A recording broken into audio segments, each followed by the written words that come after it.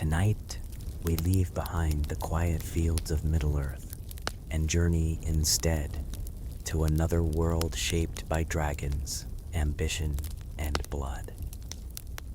It is a land where kings sit upon swords, where noble houses rise and fall within a single generation, and where one family believes itself chosen above all others. Most remember Daemon Targaryen as a warrior. Some remember him as a villain. Others call him a hero. The truth is far more complicated, for Daemon was many things during his lifetime. A prince, a dragon rider, a conqueror, a husband, a brother, a father, and perhaps the most dangerous man ever born into the house of the dragon. If you enjoy these long journeys through the histories and legends of fantasy worlds, feel free to subscribe or leave a comment telling me where you're listening from tonight. Now, dim the lights, get comfortable, and let us travel back more than 100 years before the birth of Daenerys Stormborn, to a time when dragons still ruled the skies. The year is 81 AC. King's Landing has never been stronger. Nearly a century has passed since Aegon the Conqueror united the Seven Kingdoms beneath one crown. The Iron Throne still feels new by the standards of history. Its jagged blades remain sharp, its memory of conquest still fresh. Above the city, dragons circle the skies almost every day. Their shadows drift across rooftops and market squares as naturally as clouds. To those born in this age, dragons are not legends. They are simply part of life. It is into this extraordinary world that Daemon Targaryen is born. He is the second son of Prince Daemon Targaryen and Princess Alyssa. His father is admired throughout the realm, a fearless warrior known as Balon the Brave. His elder brother is Viserys, gentle, thoughtful, kind-hearted. From the beginning, the two brothers could not be more different. Viserys enjoys stories, feasts, and long conversations. Daemon grows restless if forced to remain still for too long. Even as a child, he prefers horses to halls, training yards to libraries, the roar of dragons to the quiet whispers of court. Yet the brothers love one another deeply. Though history would later remember them standing on opposite sides of difficult choices, there is no rivalry in these early years, only affection. Daemon admires Viserys. Viserys protects Daemon. The Red Keep becomes their home. Its endless stone corridors echo with servants' footsteps from dawn until nightfall. Knights train within its courtyards. Lords arrive from every corner of Westeros, seeking royal favor. Every meal is attended by nobles. Every conversation hides another political ambition. Even children learn quickly that every smile may conceal another purpose. Daemon notices this earlier than most. He dislikes masks. He dislikes carefully chosen words. He prefers honesty, even when honesty begins a fight. This habit earns him both loyal friends and bitter enemies throughout his life. Unlike many princes, Daemon is not expected to inherit the throne. That burden belongs first to his father and then to Viserys. Freedom comes with that position. No one expects him to become king. Instead, he is encouraged to become what every Targaryen prince should be, a warrior worthy of his blood. His education reflects that purpose. Every morning begins before sunrise. Sword practice, horsemanship, archery, strategy. The finest masters at arms in Westeros attempt to shape the young prince into a disciplined knight. They succeed only partly. Daemon learns astonishingly quickly. His reflexes border upon effortless. He understands combat almost instinctively. But discipline never comes easily. He enjoys winning. He enjoys proving himself. He rarely enjoys following rules. One instructor later remarks that Daemon never fought simply to defeat an opponent. He fought to overwhelm them, to leave no doubt. That desire would remain with him for the rest of his life. When not training, the young prince spends his hours within the dragon pit. No place in King's Landing fascinates him more. The enormous dome houses creatures that most people dare not approach. Ancient dragons whose scales shimmer in every imaginable color. Some sleep for days without moving. Others pace endlessly within their vast chambers. The keepers teach young Targaryens to respect them, never fear them, never underestimate them. Daemon listens carefully. Unlike many children, he does not dream merely of riding a dragon. He wishes to understand one. Among all the great beasts living during his youth, one captures his imagination more than any other. Caraxes, the bloodworm. Longer and leaner than many dragons, Caraxes bears deep crimson scales that glow like fresh embers beneath the sun. His neck twists with unusual grace. His roar echoes across Blackwater Bay like distant thunder. Some find him unsettling. Daemon sees only greatness. The dragon had once carried Prince Aemon, Daemon's uncle, into battle. After Aemon's death, Caraxes waits without a rider. The bond between dragon and rider cannot be forced.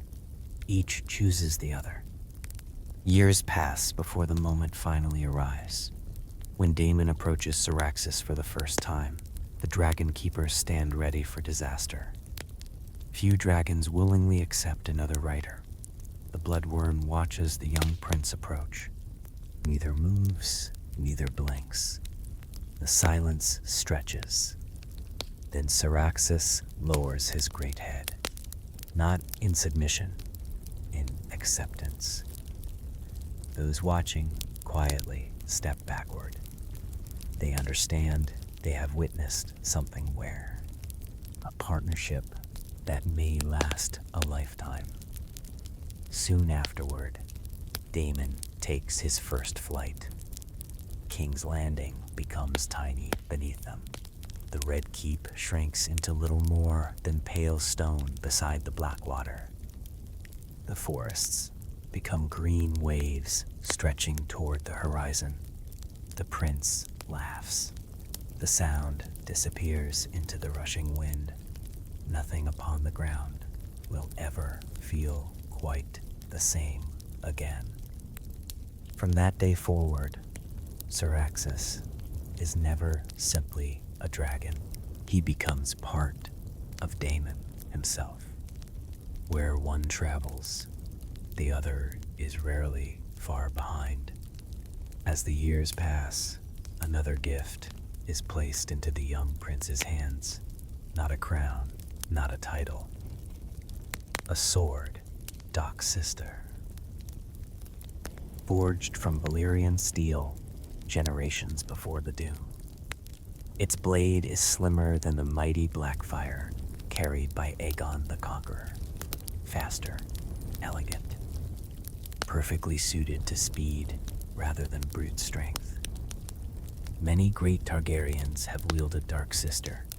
To receive it is more than an honor. It is a declaration. The royal family believes Daemon worthy of standing among the greatest warriors of his house. He accepts the sword with quiet pride. Few realize then how often it will taste blood. Yet even as Daemon's reputation grows, so too does another side of his character.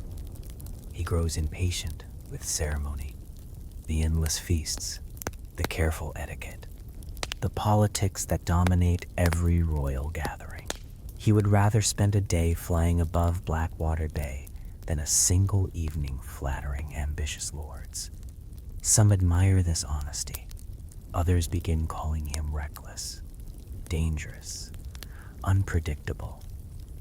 They are not entirely wrong, for Daemon Targaryen possesses one quality that neither kings nor councils have ever found easy to control. When he believes something should be done, he does it, whether permission has been granted or not.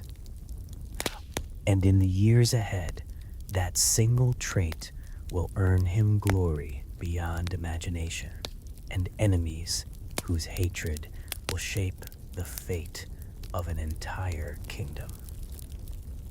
As Daemon Targaryen entered manhood, the realm enjoyed what many maesters would later describe as the greatest age of peace since Aegon's conquest.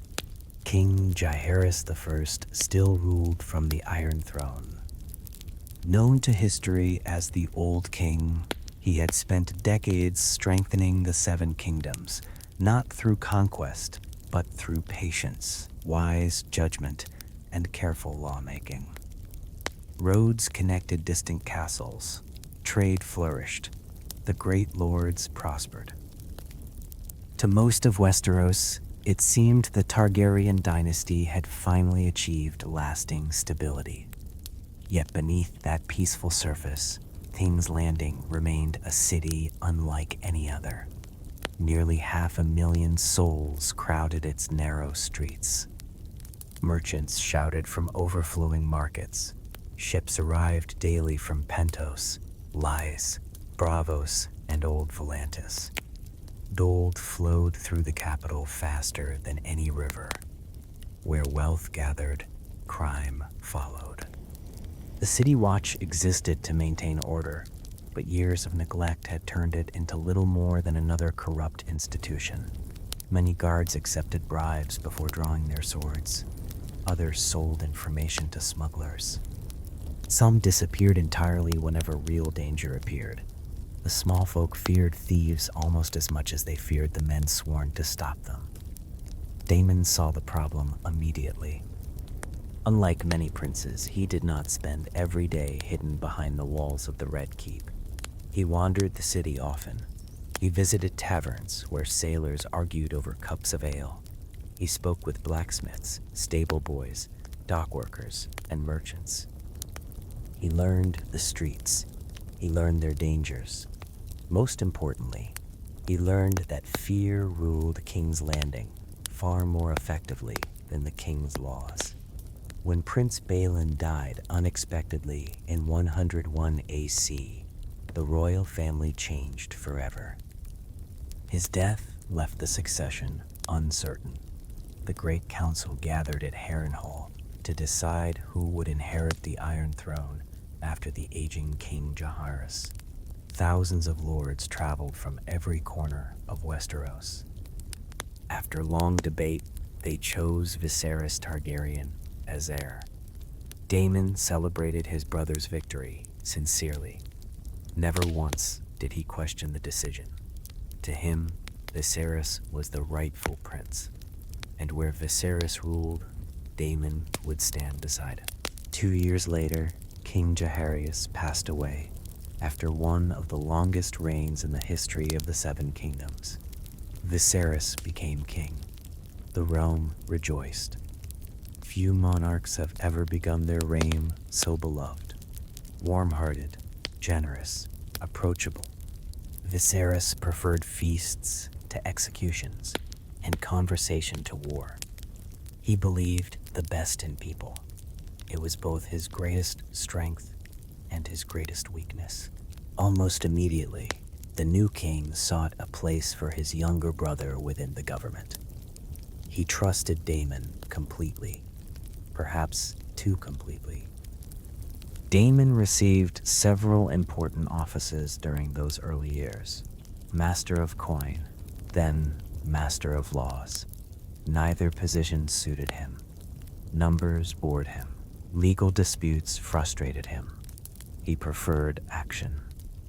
Finally, Viserys appointed him commander of the City Watch. At last, Daemon had found his calling. His first weeks shocked the entire capital. He dismissed corrupt officers without hesitation. Known criminals disappeared overnight. Some were imprisoned, others lost hands for theft. Some lost far more. Punishments became swift, public, impossible to ignore. Many nobles whispered that the prince had become cruel. The small folk often disagreed. For the first time in years, they could walk certain streets after sunset without expecting to be robbed. The transformation happened astonishingly quickly. Daemon reorganized the watch into disciplined companies. Training became mandatory. Armor was repaired, weapons replaced. The plain cloaks once worn by the guards disappeared. In their place came heavy cloaks dyed a brilliant golden color. From that day forward, they would be known throughout Westeros as the Gold Cloaks. The name endured for generations, long after Daemon himself had become legend. Every morning, the prince rode through the city inspecting patrols himself. He tolerated laziness from no one. A guard caught sleeping lost his position immediately. One accepting a bride rarely received a second chance. Crime fell.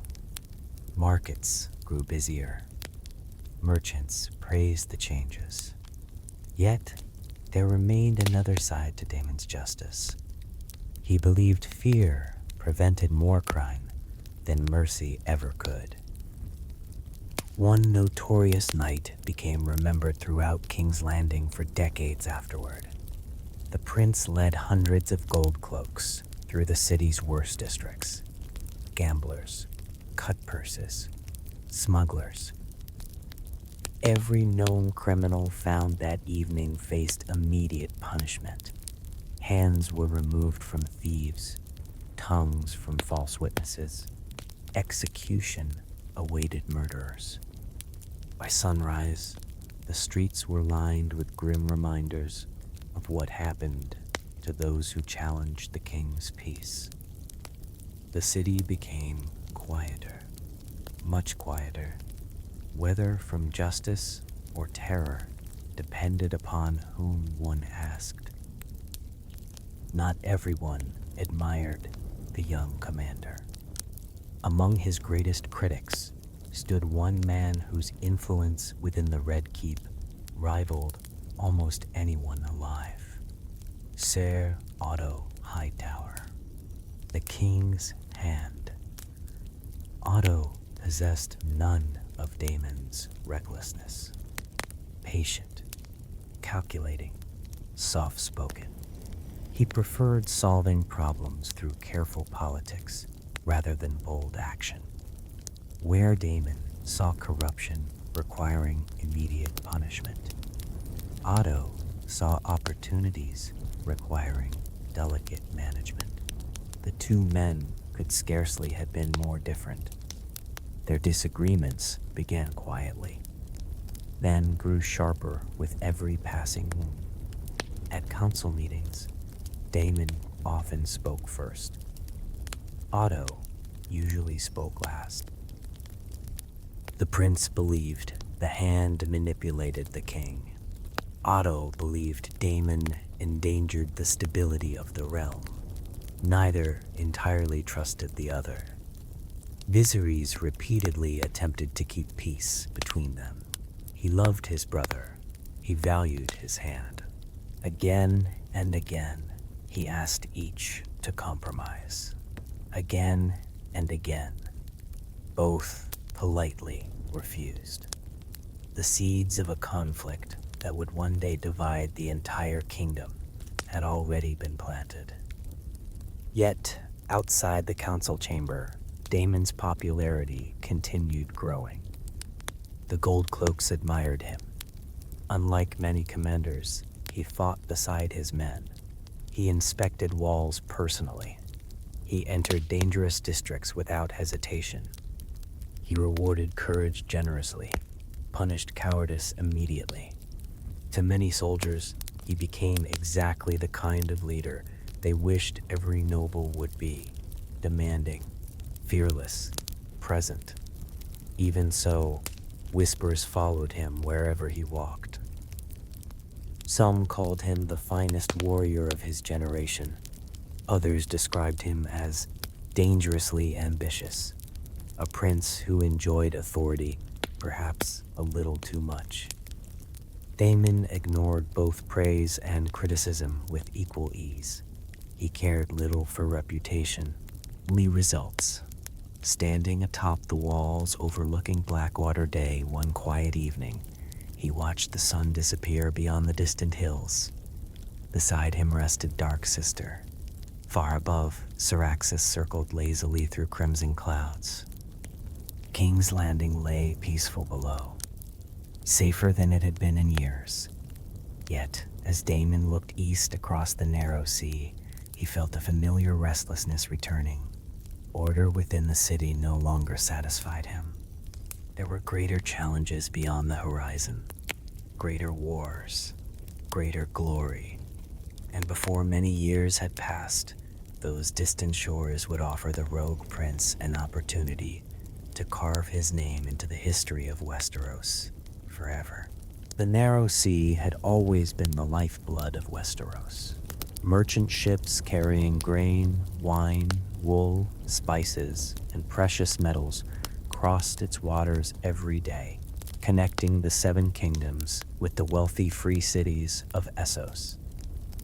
Whoever controlled those sea lanes controlled trade itself, and where trade flourished, so did piracy. Between the eastern coast of Dorne and the islands beyond Driftmark lay a scattered chain of rocky islands known as the Stepstones.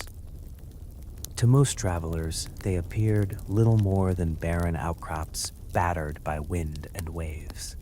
Yet, their location made them priceless. Every ship sailing between Westeros and Essos passed nearby. For generations, pirates had hidden among those islands, attacking merchants before disappearing into narrow channels known only to local sailors. Most rulers accepted the losses as unavoidable. But early in King Viserys' reign, the threat became something far greater. A new alliance emerged across the narrow sea, known as the Triarchy. The cities of Myr, Lys, and Tyrosh united their fleets to crush piracy. At first, merchants welcomed the news. The sea became safer. Trade increased. Yet victory brought new ambitions. Instead of merely destroying pirates, the Triarchy occupied the Stepstones themselves. Soon they demanded heavy tolls from every passing vessel. Those who refused often vanished beneath the waves. Among the men commanding this growing power stood one whose name would become infamous throughout Westeros: Craigis Drahar. A grim and patient soldier, remembered by history as the crab feeder. His punishments were as cruel as they were calculated. Captured enemies were nailed to wooden stakes along the shoreline. When the tide rose, they drowned slowly beneath the sea. When the tide remained low, the crabs reached them first. Stories of those executions spread across every port from Old Town to brothels. Fear became another weapon of the Triarchy. No lord felt the consequences more deeply than Corlys Velaryon. The Sea Snake had built the greatest trading fleet in Westeros through decades of dangerous voyages. His ships carried wealth from every corner of the known world. Now many of those same ships found themselves delayed, robbed, or destroyed before reaching home. Corlys appealed repeatedly to King Viserys. The king listened with sympathy, yet he hesitated. War against the Triarchy risked drawing the free cities into a larger conflict. Viserys believed diplomacy remained possible. Corlys disagreed. So did Daemon. The rogue prince had grown increasingly frustrated within King's Landing. The endless meetings of the small council felt like chains around his ambitions. Every proposal became another debate, every decision another compromise. When Corlys approached him with the idea of confronting the Triarchy directly, Daemon needed little convincing. At last, here was something worthy of a dragon. Without waiting for royal approval, the two men formed an alliance. The Sea Snake would provide ships. Daemon would provide fire. Soon, sails bearing the silver seahorse of House Valerion filled Blackwater Bay. Veteran sailors sharpened weapons upon crowded decks. Knights boarded transports alongside archers and sellswords eager for glory. Above them all circled Caraxes. The bloodworm seemed almost restless. Dragons were creatures of instinct as much as intelligence. Long years of peace had offered few chances to unleash their terrible strength. Now war called once again. The crossing took only a few days. From the deck of Corlys's flagship, Daemon watched the jagged islands rise from the sea. They were smaller than he had imagined. Bare stone, steep cliffs, hidden coves, perfect places for ambushes. The first battles came quickly. Whenever enemy ships appeared, Caraxes descended from the clouds like living flame. Entire vessels vanished beneath dragon fire before their crews understood what they faced. Sails ignited instantly. Pitch melted. Wood blackened and cracked beneath impossible heat. Many pirates abandoned their ships without fighting, choosing the sea over dragon fire. Few survived either. At first, victory seemed inevitable. No ordinary army could withstand a dragon. Yet, the crab feeder proved far more patient than most commanders. Instead of meeting Daemon in open battle, he withdrew into caves carved deep within the islands. Whenever Caraxes appeared overhead, the enemy disappeared beneath solid rock.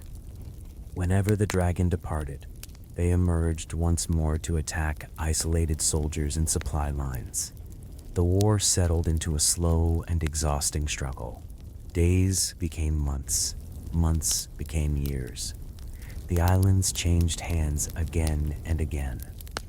Neither side achieved lasting victory. The sea itself seemed tired of swallowing the dead. Storms scattered fleets. Disease spread through crowded camps. Food became increasingly scarce. Still, Daemon refused to leave.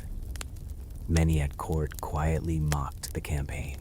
Some claimed the prince had become trapped within a pointless war of his own making. Others suggested he remained in the Stepstones simply to avoid Otto Hightower and the politics of King's Landing. There may have been truth in both ideas. Yet Daemon endured because he believed the war mattered, not only for trade, not only for glory, but because retreat would mean accepting defeat. That was something he had never learned to do. One evening, after nearly 3 years of fighting, Daemon stood alone beside Caraxes upon a lonely stretch of beach. The dragon rested with folded wings, his crimson scales reflecting the light of countless campfires. The prince reached out and placed one hand against the warm scales of his oldest companion. Neither moved, neither spoke. Around them echoed the sounds of tired soldiers preparing for another uncertain day. Daemon understood what many commanders refused to admit. The war could not continue forever. Something had to change. The next morning, a raven arrived from King's Landing. King Viserys had finally decided to send aid. Fresh troops, new ships, loyal support. Any other commander might have celebrated. Daemon did not. He stared at the letter for a long time before quietly folding it closed. He loved his brother.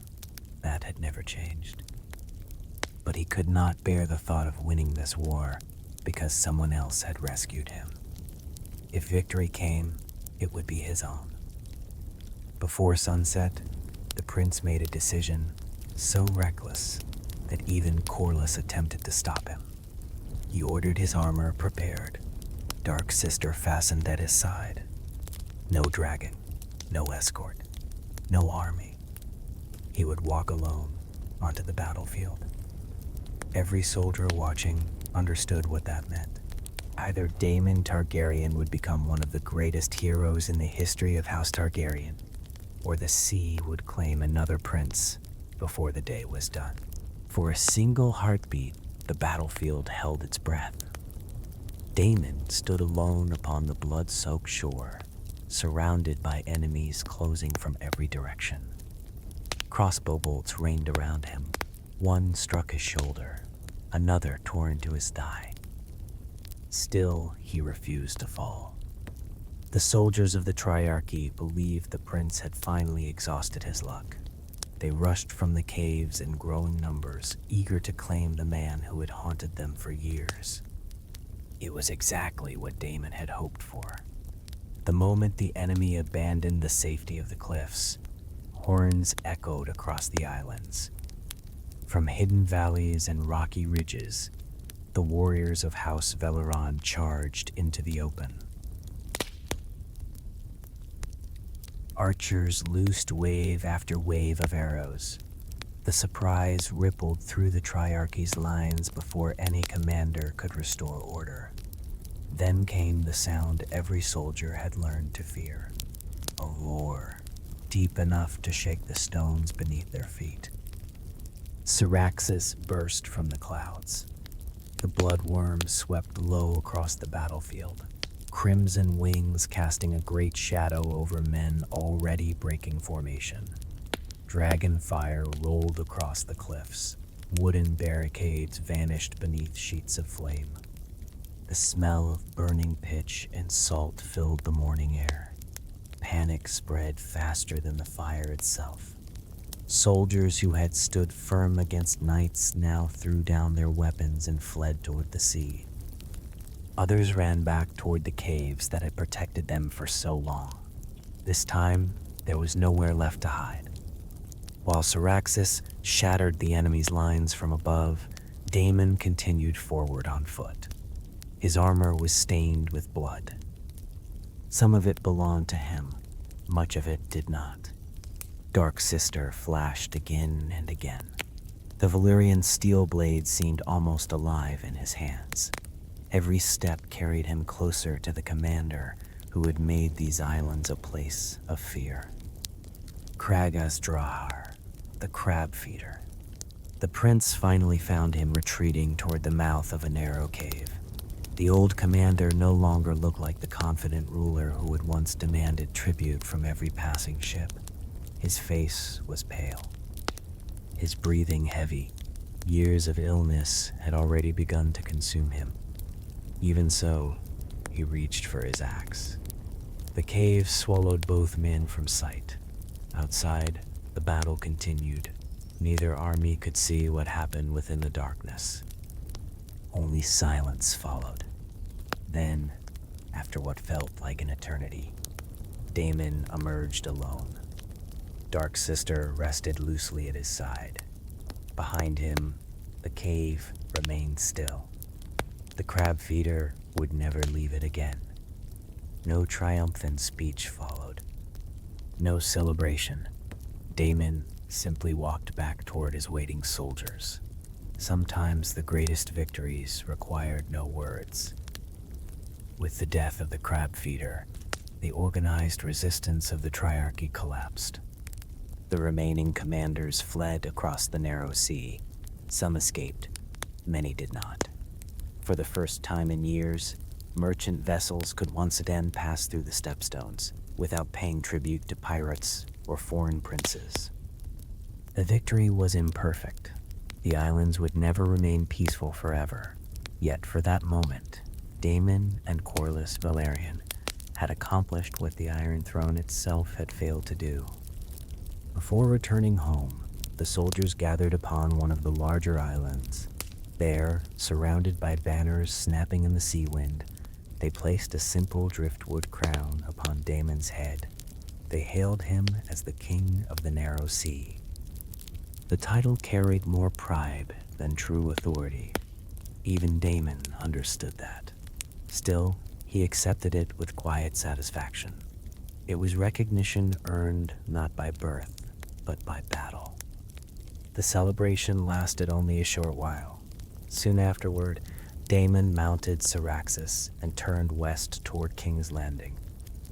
His fleet followed behind, carrying battered soldiers whose faces bore the marks of a war that had lasted far longer than anyone had expected.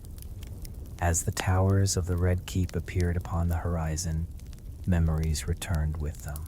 The endless arguments, Otto Hightower's careful disapproval, the politics he had gladly escaped. None of those things had disappeared during his absence. If anything, they had only grown stronger. When Daemon entered the throne room, many expected another confrontation. Instead, something few had anticipated happened. The rogue prince walked directly to the Iron Throne. He removed the driftwood crown from his head. Then he knelt before King Viserys. "The Narrow Sea belongs to its rightful king," he said. He laid the crown at his brother's feet. For a long moment, Viserys simply stared at him. Then the king descended from the Iron Throne and embraced his younger brother before the assembled court. Applause echoed through the hall. Even lords who had long doubted Daemon found themselves moved by the sight. The two brothers had always loved one another. However fiercely they argued, however different they became, that love remained real. Only one man did not applaud. Sir Otto Hightower watched in thoughtful silence. He knew victories won upon distant battlefields often carried consequences within palace walls. Daemon had returned not merely as a prince, he had returned as a hero. Heroes inspired loyalty, and loyalty could become power. From that day forward, Otto regarded the rogue prince with even greater caution. Yet Daemon seemed remarkably uninterested in politics. He had spent years surrounded by blood and salt water. The carefully rehearsed manners of court life felt strangely exhausting. He rarely attended feasts unless Viserys personally requested it. He slipped away from council meetings whenever he could. More often than not, he was found within the Dragon Pit, beside Caraxes, or wandering the streets of King's Landing, rather than entertaining ambitious lords. There was another reason the prince avoided court: his marriage. Years earlier, Daemon had been wed to Lady Rhea Royce of Runstone, one of the proud houses of the Vale. It had been a political match, arranged for the good of the realm rather than the happiness of either bride or groom. Neither seemed eager to make it succeed. Rhea preferred the mountains and traditions of the Vale. Daemon preferred almost anywhere else. He spent so little time at Runstone that many joked he knew the streets of King's Landing better than the halls of his own wife's castle. The marriage remained distant, cold, and entirely without affection. Whenever the subject arose, Daemon answered with the sharp humor for which he was already becoming famous. His remarks amused some. Others considered them unnecessarily cruel. King Viserys often urged his brother to make peace with Lady Rhea. Daemon always promised to consider it. He almost never did. Instead, his attention drifted elsewhere. Among the many faces that came and went through the streets of King's Landing, one woman had captured the rogue prince's attention more completely than any lady of the great houses. Her name was Mysaria. She had crossed the narrow sea from Lys with little more than her wit and determination. To some, she was merely another foreign dancer who had found her way into the capital. To others, she was far more observant than anyone realized. She listened carefully, remembered everything, and understood that in King's Landing, information could be more valuable than gold. Daemon admired her honesty. Unlike the lords who constantly sought his favor, Mysaria had no interest in flattering a prince. She challenged him when he was wrong, laughed at his arrogance when few others dared, and treated him less as a member of the royal family than as another complicated soul trying to find his place in the world. Their relationship soon became impossible to hide. The court whispered whenever the prince disappeared from the Red Keep. Servants carried rumors from one quarter to another. Noble ladies shook their heads in quiet disapproval, while young knights found themselves fascinated by the prince, who seemed to care so little for convention. Every new rumor eventually found its way to Ser Otto Hightower. The Hand had long believed Daemon's greatest weakness was not his temper or his ambition. It was his refusal to consider appearances. Again and again, Otto warned King Viserys that the prince's behavior diminished the dignity of House Targaryen. Again and again, Viserys answered with patience, "My brother has always been different." Yet even the king's patience had limits. Those limits were tested when word spread that Daemon had withdrawn to Dragonstone with Mysaria and had claimed she was carrying his child. Soon after came an even more startling report.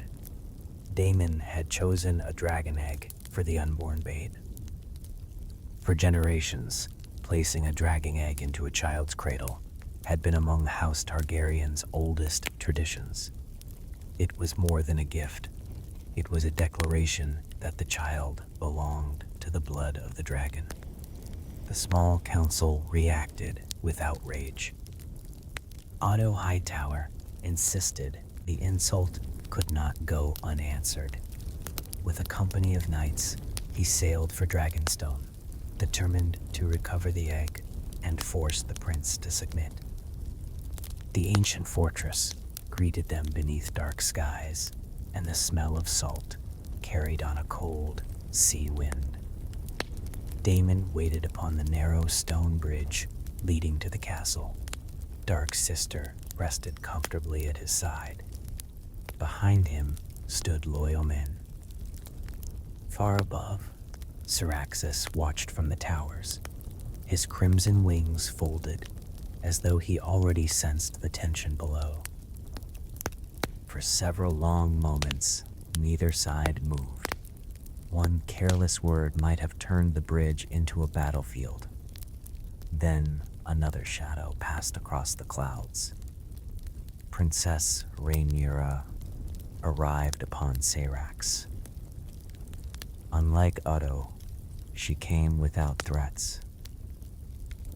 She crossed the bridge alone until she stood before her uncle. The two spoke quietly. No raised voices echoed across Dragonstone. No swords left their scabbards. Those watching from either side could not hear every word, but they saw something remarkable. Daemon smiled. Then, without argument, he placed the dragon egg into Rhaenyra's hands. The confrontation ended as peacefully as it had begun. As Otto sailed back to King's Landing, he understood something that troubled him deeply. The rogue prince ignored kings. He challenged hands. He mocked the traditions of court whenever they suited him. Yet there were still a precious few people whose words carried weight with him. Rhaenyra Targaryen was one of them. From that day forward, whispers surrounding the prince and the king's daughter only grew louder. Some dismissed them as harmless gossip. Others believed there was something more beneath the surface. In King's Landing, rumors rarely remained harmless for long. Not long after, Daemon returned to the capital. One evening, under the cover of darkness, he led Rhaenyra beyond the safety of the Red Keep and into the streets of Flea Bottom. There she saw a world few princesses had ever known: crowded taverns, street performers, gamblers, merchants calling through the night. For a few precious hours, she walked not as the named heir to the Iron Throne, but as an ordinary young woman discovering her own city. Yet King's Landing had 1,000 eyes. By sunrise, the tale had already reached the Red Keep. Each retelling became more scandalous than the last. Some swore the prince intended to seduce the princess. Others claimed he sought to damage her reputation for reasons known only to himself. Whether the stories were true hardly mattered. The damage had already been done. Otto Hightower seized upon the rumors immediately. Before the king, he painted Daemon as reckless, dishonorable, and dangerous to the succession itself. The Viserys listened in grim silence. The king loved his brother. He loved his daughter no less. For perhaps the first time, he realized those two loyalties might one day stand against one another. When Daemon was summoned before the Iron Throne, no angry argument followed. The disappointment in Viserys' voice proved far heavier than shouting ever could have. Once again, the rogue prince was commanded to leave King's Landing. Once again, exile awaited him. Daemon accepted the order without protest. He had grown accustomed to departures. As Caraxes lifted into the morning sky, the towers of the Red Keep slowly disappeared behind him. Below remained a brother he would always love, a court that would never truly trust him, and a princess whose destiny was becoming ever more entwined with his own. None of them yet understood that these scandals, whispers, and exiles were only the first cracks within House Targaryen.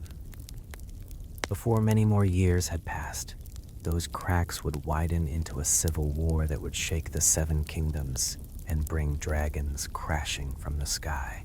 Time has a way of changing even the strongest kingdoms. The years passed quietly enough that many believed the old tensions had finally begun to fade. Daemon remained far from King's Landing for much of that time. He traveled across the narrow sea. He returned to Dragonstone.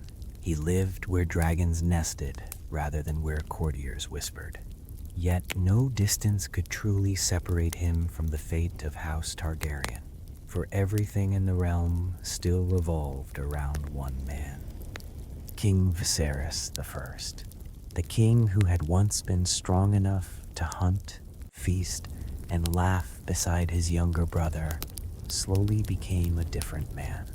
Illness came gradually. At first, it was little more than aching joints and wounds that refused to heal. Then, each passing year seemed to take another piece of his strength. The cheerful king, who had once delighted in tournaments, now struggled simply to climb the steps of the Iron Throne. The burden of ruling grew heavier. As Viserys weakened, others stepped forward to guide the realm.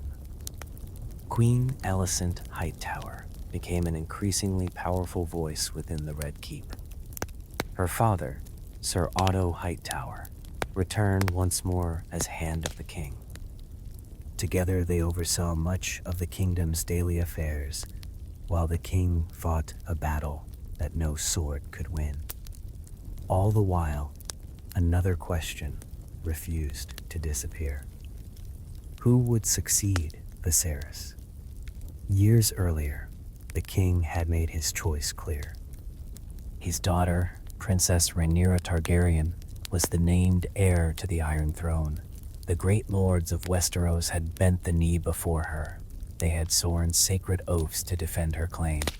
Viserys never withdrew those promises, not even after Queen Alicent gave birth to sons of her own. Yet not everyone believed the woman should rule the Seven Kingdoms. Some lords quietly argued that Prince Aegon, the king's eldest son by Alicent, possessed the stronger claim simply because he was male. Few dared voice such opinions openly while Viserys still lived. But behind closed doors, the arguments never truly stopped. Daemon watched these developments with growing concern. Unlike many historians would later claim, his loyalty was never divided. He had accepted his brother's decision from the very beginning. If Viserys had chosen Rhaenyra, then Daemon believed the matter settled. To challenge her was to challenge the king himself. When the time came, Daemon returned once again to Dragonstone. There, beneath the ancient towers where the Targaryens had first settled after fleeing Valyria, he and Rhaenyra were married according to the old customs of their ancestors.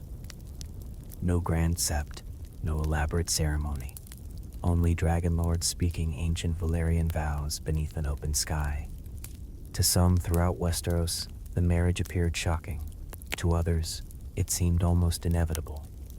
Their bond had survived years of distance, scandal, and exile. Now it became something permanent. Together, they formed the strongest Targaryen alliance in the realm. Dragonstone soon became filled with life once more. Dragons nested upon its volcanic slopes. Children played within its halls.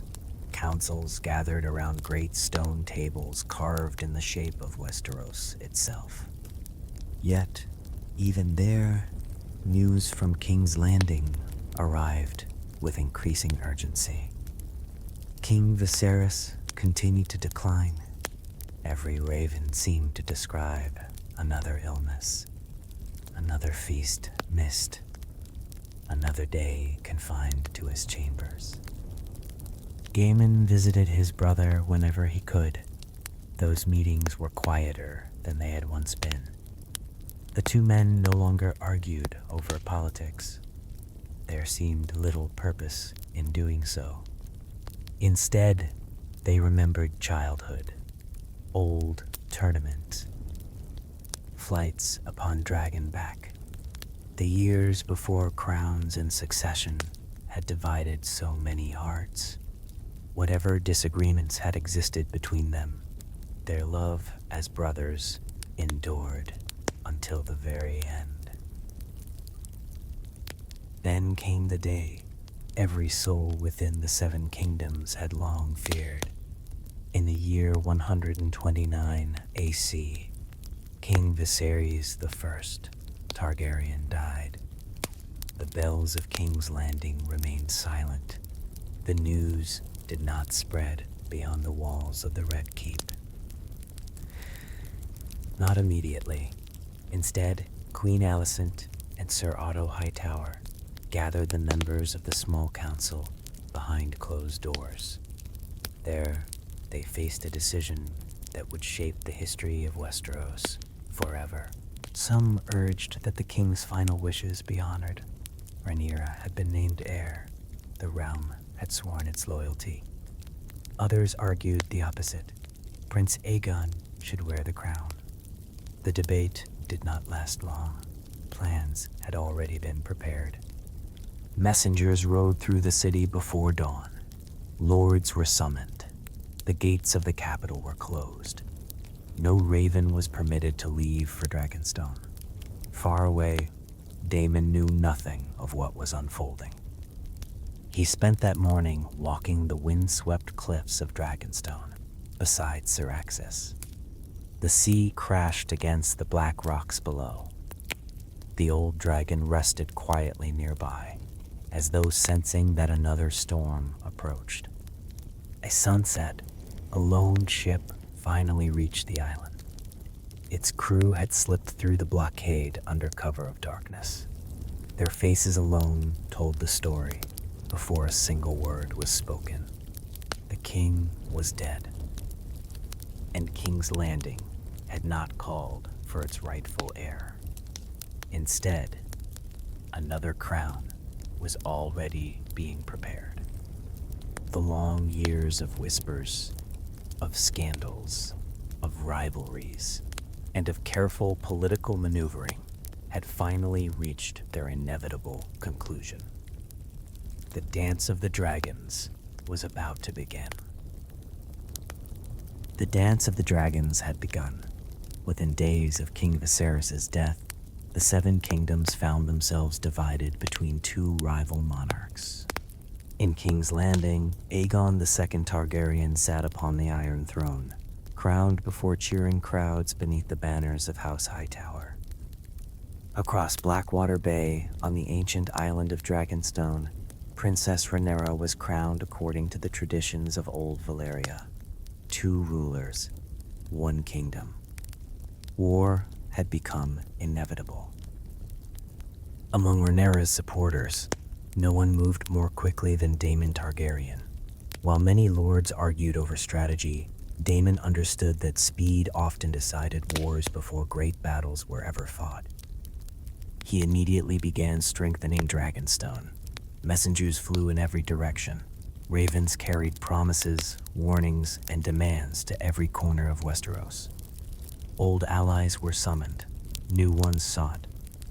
Ships gathered beneath the banners of House Velaryon, while dragons filled the skies above the island once more. The age of peace was over.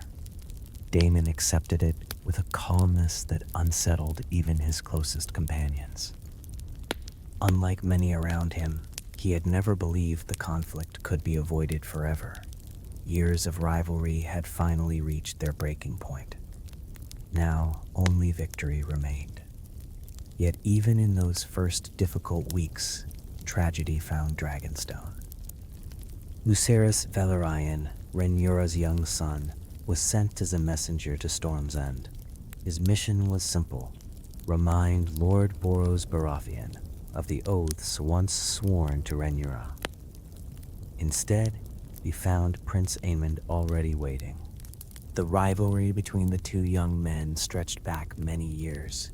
Harsh words were exchanged. Lucerys departed upon his young dragon Caraxes. Aemond followed atop Vhagar, the oldest and largest dragon still living. The storm that night became one of the darkest moments in Targaryen history. Above Shipbreaker Bay, dragon fought dragon. Caraxes never stood a chance. Vhagar tore both rider and dragon from the sky. By morning, Lucerys was dead. When the news reached Dragonstone, silence filled the Great Hall. Rhaenyra could scarcely speak. Daemon said nothing at all. His expression never changed. Yet those who knew him best understood what rested behind that silence: grief. And something colder. The prince who had spent his life mastering his emotions now focused every thought upon the coming war. The conflict was no longer about rival claims. It had become personal. As the months passed, armies marched across the Riverlands. Castles changed allegiance. Villages burned. Dragons became weapons rather than symbols of royal authority. Daemon knew that whoever controlled the Riverlands controlled the heart of Westeros. For that reason, he chose his next target carefully: Harrenhal. No castle in the Seven Kingdoms inspired greater awe. Its towers rose like black mountains above the God's Eye. Built by Harren the Black before Aegon's conquest, it had once been the greatest fortress ever constructed. Dragonfire had transformed that dream into a monument to pride. Its melted towers still stood, twisted by the flames of Balerion over a century before. Many believed the castle cursed. Daemon cared little for curses. When Caraxes appeared above Harrenhal, resistance vanished almost immediately. The castle surrendered without a great battle. Its defenders understood that stone walls offered little protection against dragons. For the first time since the war began, the Blacks possessed a powerful stronghold deep within the Riverlands. From Harrenhal, Daemon directed much of Rhaenyra's campaign. Lords came and went beneath the shattered towers. Messengers arrived day and night. Every decision carried enormous weight.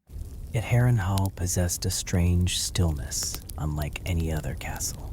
Its halls were too large, its chambers too empty. The echoes seemed to linger long after footsteps had faded.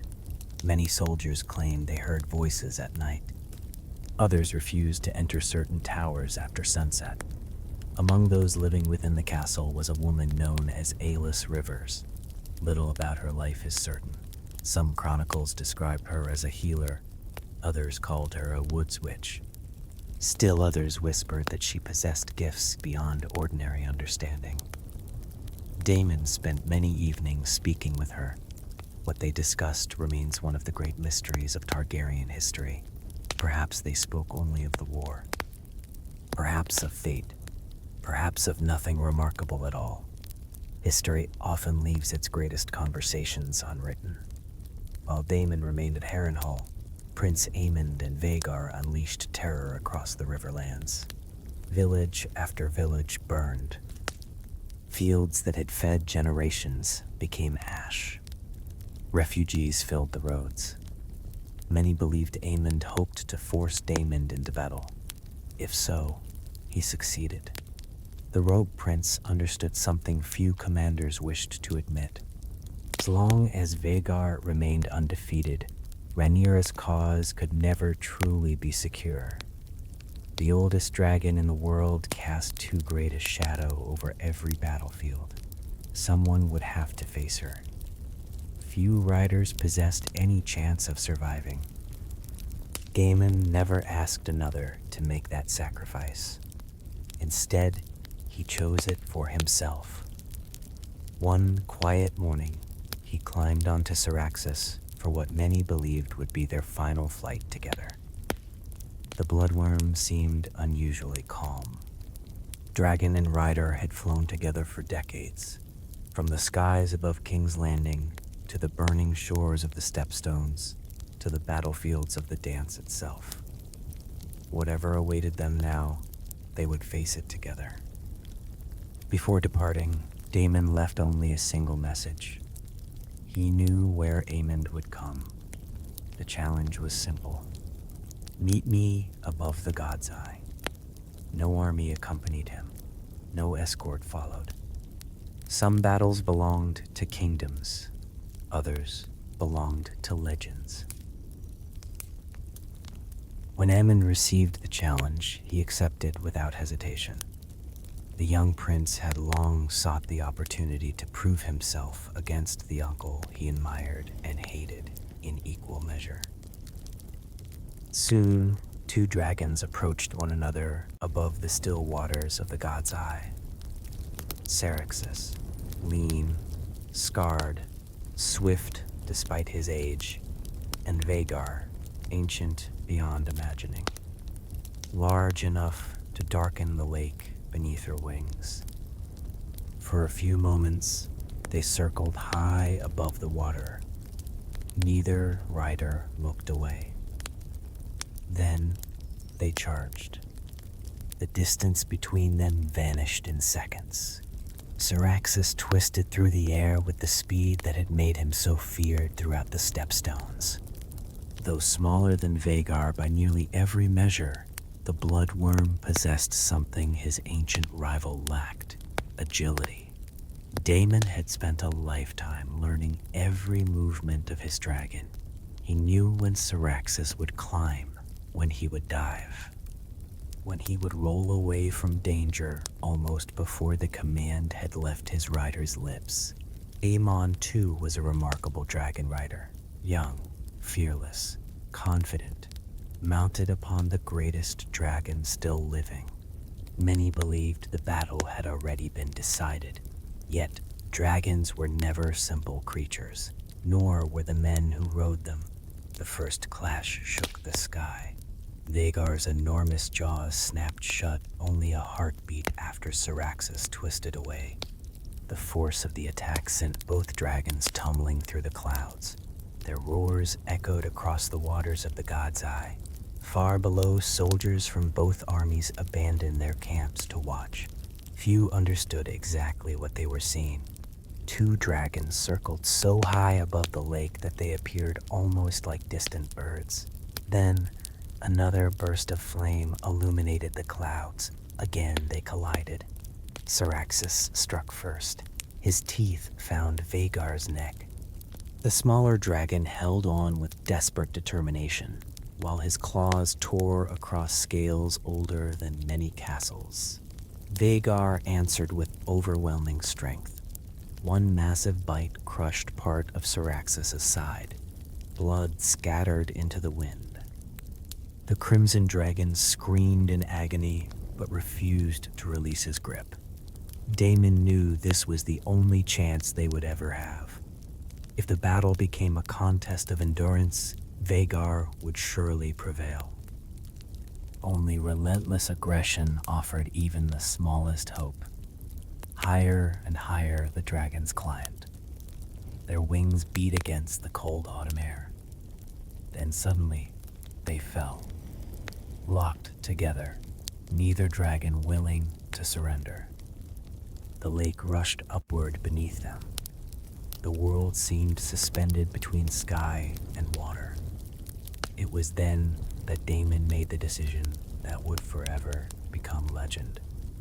Without hesitation, he rose within his saddle. One hand released the reins. The other tightened around Dark Sister. For an impossible instant, the rogue prince stood balanced upon the back of a falling dragon. The distance between the two riders disappeared. With a single leap, Daemon hurled himself through the empty air. Dark Sister flashed beneath the pale sunlight.